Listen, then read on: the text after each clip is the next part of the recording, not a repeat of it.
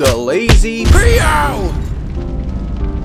World of Warcraft is a game people either love or hate, and whatever your opinion, it's hard to argue that WoW hasn't made a huge impact to the gaming industry and other MMORPGs going forward. Over the next two videos we're going to talk about the top 10 reasons why people love and hate World of Warcraft. If you've got any suggestions or thoughts on the matter, leave it in a comment below and it could be featured in the next video. Number 10. System requirements. Now, compared to a lot of other MMORPGs, the system requirements to play World of Warcraft is actually pretty low. For years, I myself managed to play the game on a cheap potato laptop with fairly decent frame rate on the lowest settings. However, other games such as Guild Wars 2 were totally unplayable even with everything turned down. So one reason I think people love World of Warcraft is that it's one of the few MMORPGs that you can actually play without having a mid to high-end gaming rig. There's not an incredibly high barrier to entry due to the system requirements, which has been an important factor in the game's success, as the majority of players can't afford gaming PCs. As the game's been developed and updated over the years, the system requirements to play WoW have gone up, however it's still really low compared to other games in the genre. Number 9. Music. Out of all the games I've played, World of Warcraft has one of the most well composed and beautiful soundtracks I've ever had the pleasure to listen to. Everything down from zone ambience to boss encounter music helps set the mood and add an extra level of immersion to the game.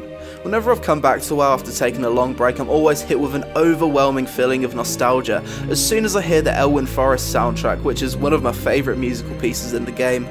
Other nostalgic pieces include The Song of Elune, Moonfall, Legacy, Teldrassil and War. You can download the entire Warcraft franchise soundtrack from Warcraft 3 all the way to Warlords of Draenor on iTunes for $10 per album or 99 cents per track. There's some great songs in there to fall asleep to. Number 8. Scale. Something I remember being amazed with when I first started playing WoW back in 2007 was the sheer size of the world. As a new player, I couldn't wait to get out there and start exploring. Even better was the fact that you didn't have to sit through a loading screen whenever you changed zone, which was something I was used to from other games back then. Even today, the size of World of Warcraft is still really impressive, and as a new player you have so many zones to explore and things to see if you're just starting out. With the massive scale of the world comes thousands of quests and hundreds of achievements that would take months, even years to see and complete. Other than that, playing in a world with so many players running around just feels cool, and it's the main reason I love MMORPGs in general. I would however argue that the scale and massively multiplayer aspect of the game does feel slightly diminished since the introduction of garrisons and 40-man raiding being removed in BC. Number 7. Artstyle. Now, when talking about artwork and graphics, it's a rather subjective topic. However, World of Warcraft has its own unique art style that seems to be popular with the majority of people. They've struck the right balance between being realistic and cartoony, which doesn't only work well in keeping the system requirements low, but it's an art style that's instantly recognisable as World of Warcraft. For me, the WoW graphics and art style aren't too cartoony to the point where you can't take the game seriously, but they aren't too realistic to the point where the game feels overly serious. It's a balance that I and many others really like. Throughout the game's various expansions, the artwork and zones have consistently improved, always feeling new and exciting when you see them for the first time.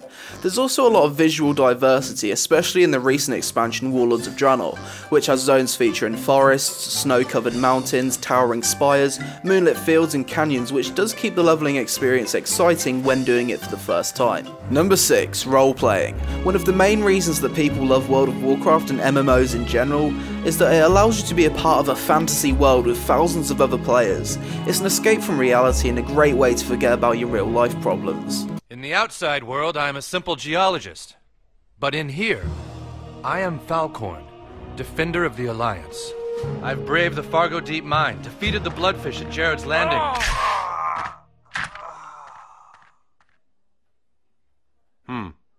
Looks like that guy just killed you. Other than that, there's a massive amount of people that play WoW just to roleplay. This basically involves you making a character, inventing a fictional backstory, and interacting with players with that backstory in mind to progress your character's story forward.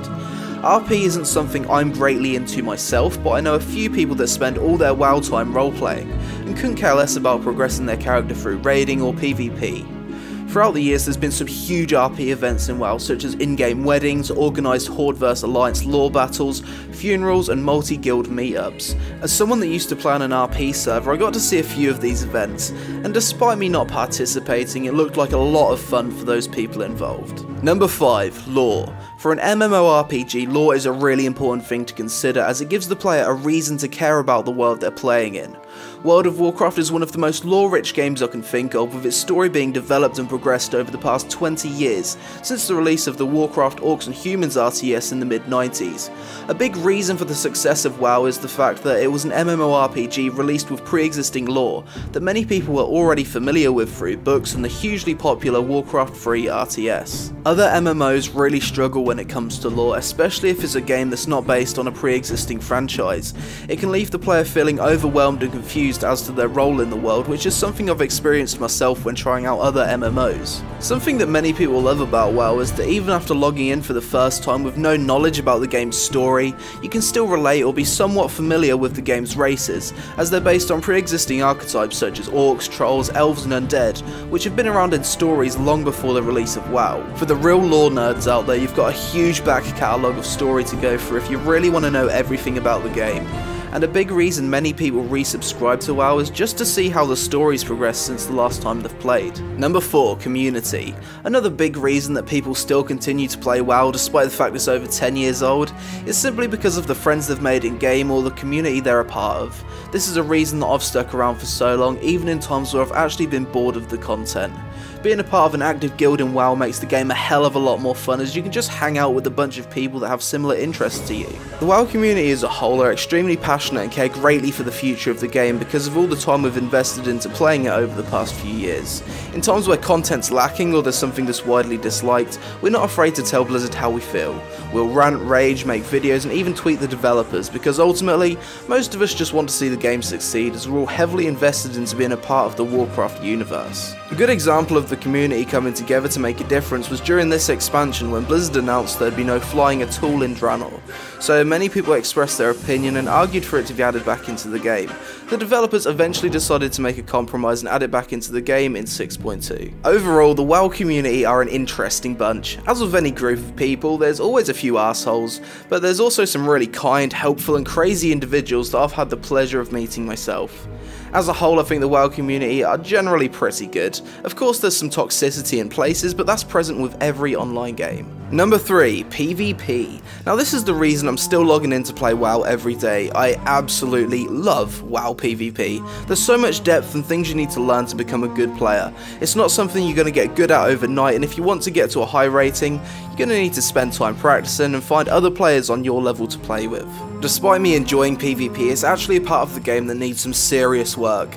Currently there's a lot of issues when it comes to balance, and the PvP community get next to no new content in comparison to the PvE community.